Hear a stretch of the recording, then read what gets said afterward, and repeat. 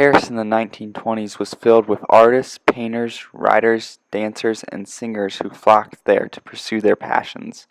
These expatriate writers and artists threw parties, danced, drank, and enjoyed life.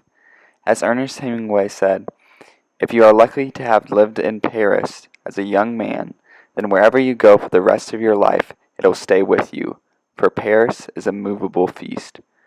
Among these expatriate writers was the well-known author F. Scott Fitzgerald. Fitzgerald was born in 1896 and was named after his ancestor Francis Scott Key, the writer of the Star-Spangled Banner. His name seems fitting given that both of these men wrote such powerful words that would become symbols for America. Fitzgerald met his future wife Zelda at a country club dance in 1918 after dropping out of Princeton, where he discovered his passion for writing. He proposed to her, but she refused to marry him until he was a published author, until his name was known.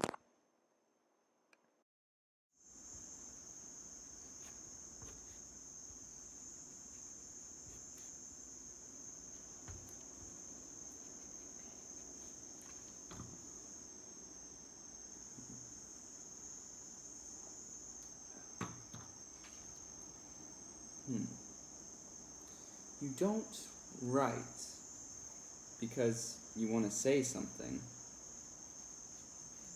You write because you have something to say. Ah, yes. Yes. Fitzgerald was able to publish his first novel, This Side of Paradise. The novel received much praise, and Zelda finally agreed to marry him. The Fitzgeralds moved to Paris in 1925, where they drank, danced, and drank some more. They met other famous writers like Ernest Hemingway. That same year, Fitzgerald published his third novel. Allow me to read you the end of my novel that I've been working on, Among the Ash Heaps of Millionaires. And as I sat there brooding on the old unknown world, I thought of Gatsby's wonder when he first picked out the green light at the end of Daisy's dock. He had come a long way to this blue lawn, and his dreams must have seemed so close that he could hardly fail to grasp them. He did not know that it was already behind him, somewhere back in the vast obscurity beyond the city, where the dark fields of the Republic rolled under the night. Gatsby believed in the green light, the orgastic future that year by year recedes before us. It eludes us then, but that's no matter. Tomorrow we will run faster, stretch out our arms farther, and one fine morning. So we beat on, boats against the current, borne back ceaselessly into the past. And that ends my novel, Among the Ash Heaps and Millionaires. Fitzgerald renamed the novel The Great Gatsby. It became one of his most well-known books. However, his fame was tampered by his alcoholism. Along with that, Zelda had many mental breakdowns and often threatened to kill herself.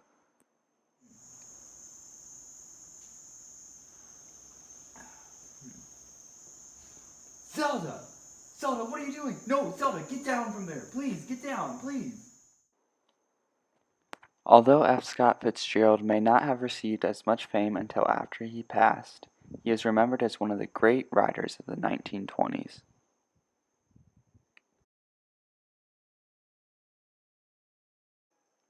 Paris was filled with great painters such as Pablo Picasso and Henri Matisse. One great art form that stood out in the 1920s was Surrealism. One of the greatest Surrealist artists was Salvador Dali. Dali was born in Spain in 1904. He grew up studying French and started painting landscapes.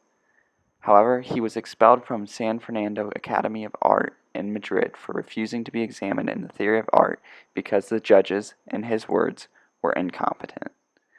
Dali moved to Paris in 1926 and was recommended to Picasso by Joan Moreau.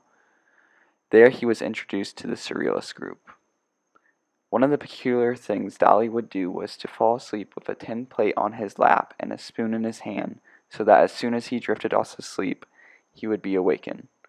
Dali believed that the unconscious could be unveiled best during this time.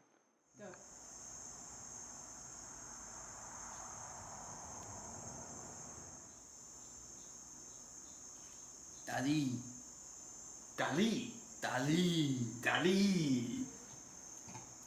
Ooh, un verre de vin rose. Oh, oui, oui. You like the language of the French? Si. I love the language of the French. I like art. I like painting. I like taking my paintbrush and painting strokes across the entire world. You like the shape of the elephant? Oh, elephant. Elephant. Yes. What time is it? I do not know. Oh, the watch. It melted. It melted. But that's okay. It's okay. Because time is in the mind. See, time. Melted. What is time? Time is what you make. See, I couldn't agree more. Ah, time. Oh, oh,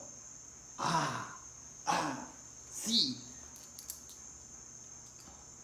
I will paint the watches, the clocks, melting over hot sand. See, yes, Salvador Dali will paint the melting watches.